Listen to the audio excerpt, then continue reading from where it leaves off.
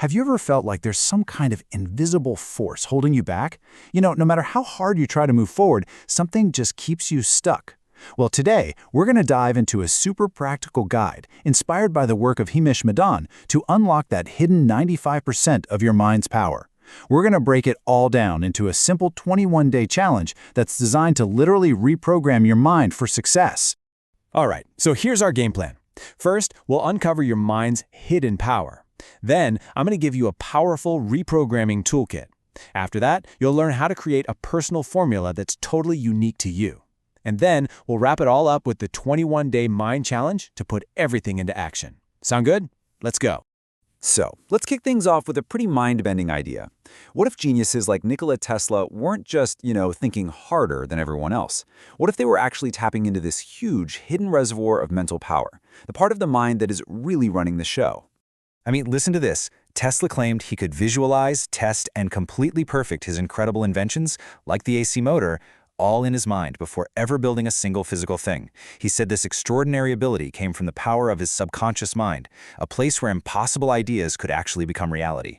The best way to picture this is the classic iceberg analogy. That little tip you see poking out of the water? Yeah, that's your conscious mind, the part you're using to listen to me right now. But that massive, powerful chunk of ice hidden under the waves, that's your subconscious. And here's the number that should really make you sit up. 95%. That's how much of your life, your habits, your emotional reactions, your deepest beliefs is being run on autopilot by your subconscious. I mean, have you ever wondered why you feel unmotivated or stuck, even when you consciously want something different? Well, that's the conflict right there. It's your tiny 5% conscious mind trying to fight a battle against the 95% program. And the power difference here, it's just immense. The Stanford biologist, Dr. Bruce Lipton, estimates the subconscious is about 1,000,000 times more powerful as a processor than the conscious mind. Think about that for a second. It's not like comparing a laptop to a desktop computer. It's like comparing a supercomputer to a pocket calculator. So, how does this programming get installed in the first place? Well, let's look at a simple story about two boys, Titu and Sonu. Titu is always hearing things like, money doesn't grow on trees. So as an adult, he's always stressed about money and avoids taking any risks. Sonu, on the other hand, was told, where there's a will, there's a way. He grew up seeing challenges as puzzles he could solve. See, they both had the same potential, but their subconscious programming sent them down totally different paths in life. And this brings us to a really important question for you. Titu is controlled by a belief about money. What are the invisible scripts about success or relationships or even what you're capable of that might be running your life from behind the scenes? Okay, so we get it. This hidden code is powerful. The big question now is, can we actually rewrite it? And the answer is a huge yes. This next section is your toolkit, and it's filled with practical techniques you can use to get in there and reprogram that powerful subconscious code. We're going to walk through 6 really powerful techniques: journaling, dopamine management, mindfulness, gratitude, visualization, and a really fascinating one called mirror work. Think of these as the equipment you'll need for your own personal mind gym. Right. The first step to changing any program is to understand the code that's already there. By keeping a thought journal, you start to catch those automatic negative thoughts.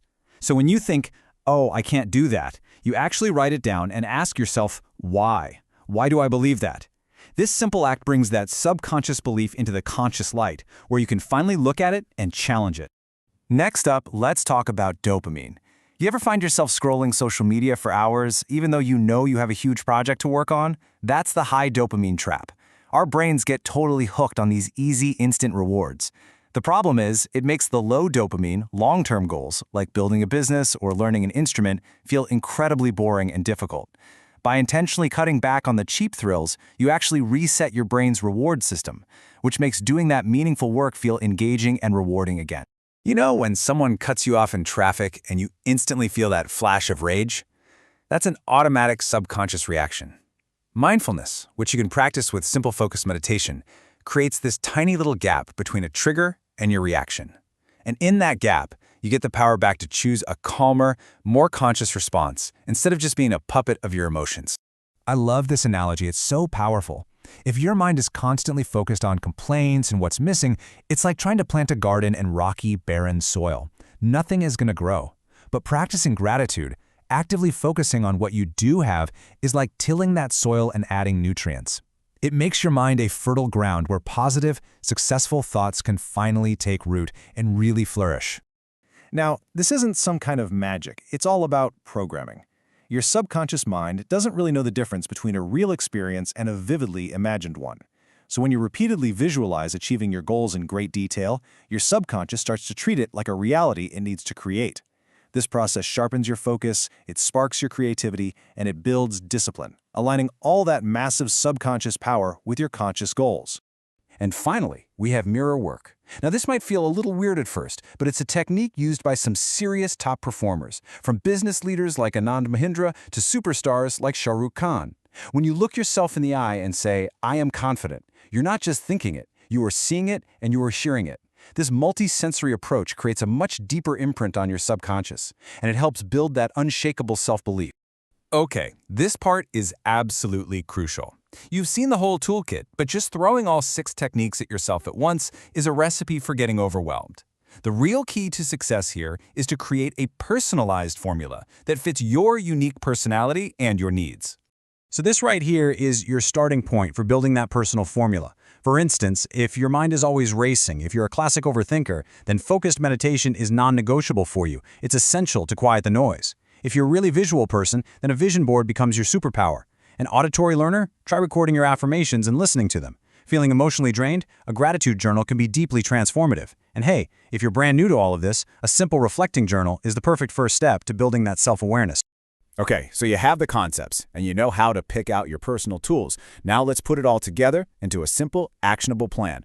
Welcome to the 21-Day Mind Challenge. So, why 21 days? Is it some magic number? Well, not exactly. It's based on the observation that it takes about this long for our brains to start forming new neural pathways, to literally rewire themselves, and for a new habit or a new mindset to begin feeling normal.